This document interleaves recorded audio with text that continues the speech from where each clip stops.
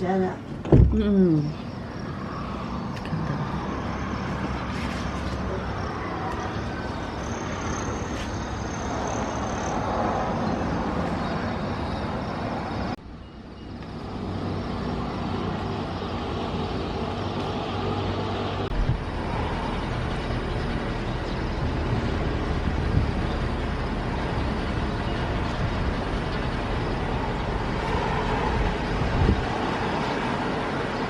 Good morning guys, this is the day 2 here, my vacation in Philippines. Today, we're here in Tagaytay.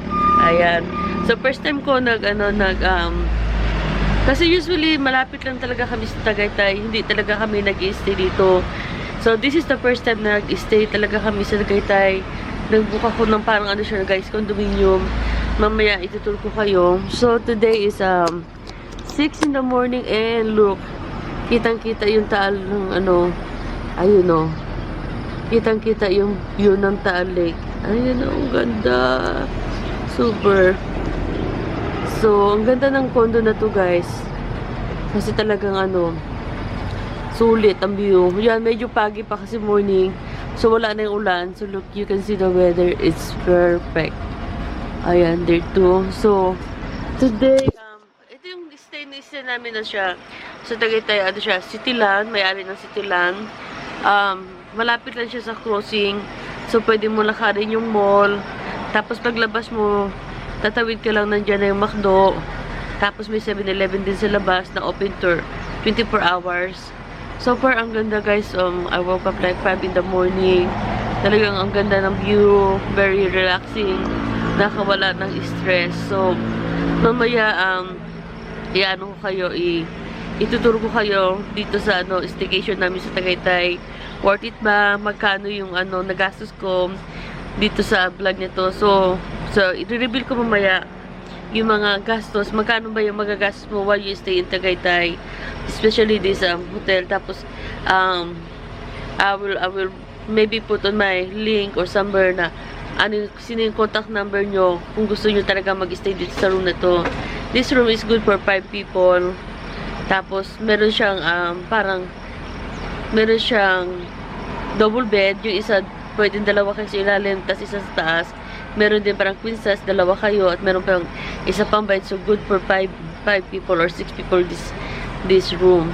So, napakaganda ng view. Ayan. You wake up with this beautiful Taal Lake, guys. Sobrang perfect, lalo na relaxing. Gusto mo mag-relax, mag-unwind. Gusto mong enjoy your vacation na, alam mo yung parang once in a lifetime na, di ba, you work too much. So, gusto mo kahit paano is i-enjoy mo yung nature, i-enjoy mo yung scenery mo, yung view. Napakaganda ng ganitong feeling guys, na wala kang masyadong iniisip. You just let it go what happened. Parang, this is the perfect talaga vacation, Tagaytay. Napakaganda ng view. And the food is great. Napakadaming napakasarap na kainan din dito sa Tagaytay.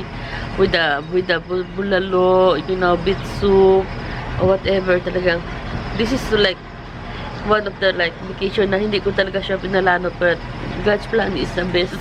Diba? Sabi ko nila. Mamaya, we will gonna tour. Meron siyang swimming pool. Magsiswimming tayo today. Tapos, natin siya, i-vlog natin yung mga pwede niyong gawin while you stay here in this condominium. So, malapit lang siya sa mall. So, walang problema. Ayan, napakaganda ng view. So, I'll see you later, guys.